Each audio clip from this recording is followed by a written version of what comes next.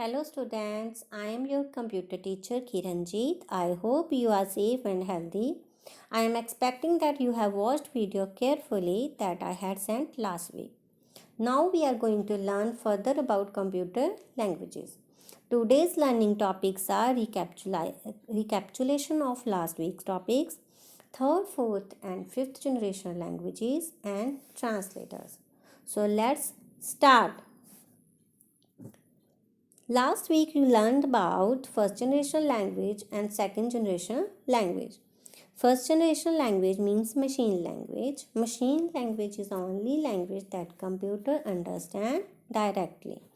Binary codes are used to write a program in a machine language means zeros and ones. 0 represents off and 1 represents on. It is regarded as low level language. It is a machine dependent. Machine dependent means the program written in a machine language will run only on that machine for which it developed. Second generation language means assembly language. In assembly language, mnemonic codes are used which includes English words and letters such as add for addition, sub for subtraction, etc. It is also regarded as low-level language and machine dependent. Now come to the third generation language, which is high-level language. Limitations of first two generations has removed like machine dependent, difficult to understand. Use of English word and mathematical symbols have increased in this high-level language. Some examples of third generation languages are Fortran, COBOL, BASIC, C, C++, Java, etc. A computer does not understand any language other than machine language, so there is a need of a translator or a language processor to convert high-level language program into machine language. Some features of high-level languages are it is user-friendly. Use of English words and mathematical operators make it easy to understand.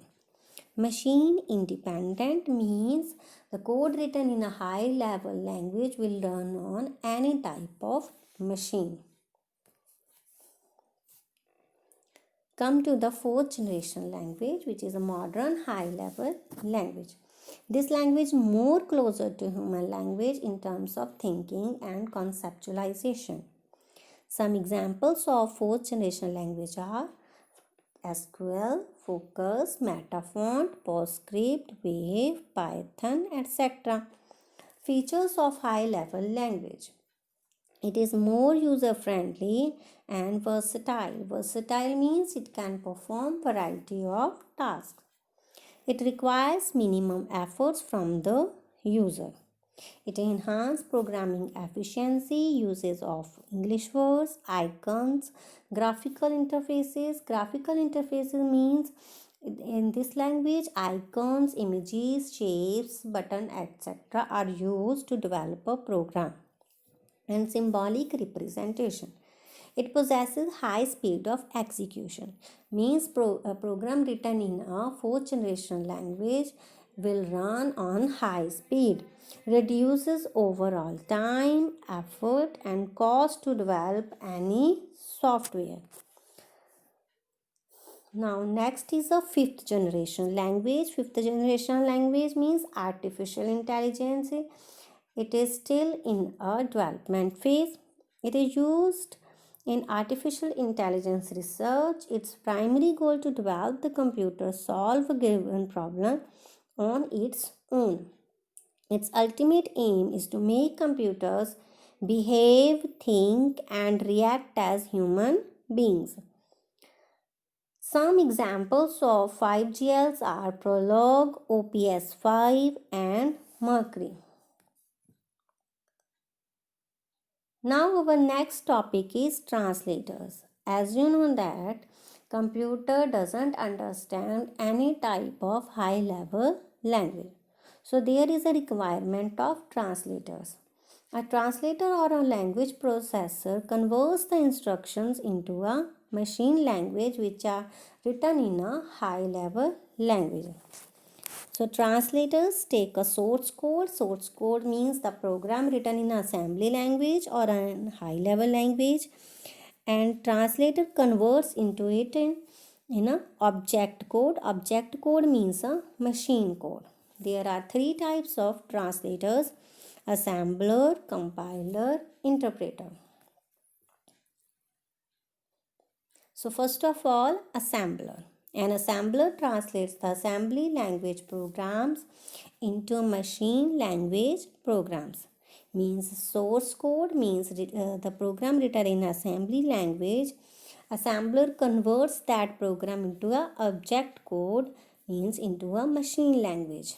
The program written in assembly language or a high level language is called source code. The program converted into machine language using translator is called object code. Next is compiler and interpreter.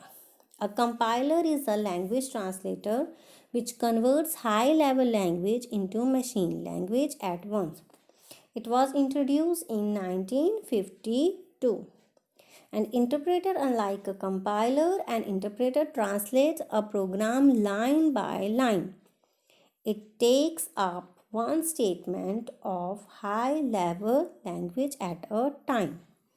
Means compiler translate whole program at once and present a list of errors, while interpreter convert line by line program, and when any error occurs, interpreter stop working. First of all, programmer has to be removed that error, then further conversion will be there.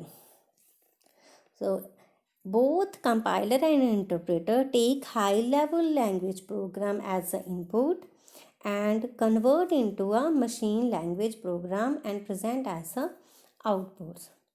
So students, I hope you understand this chapter properly. Okay, bye bye and take care.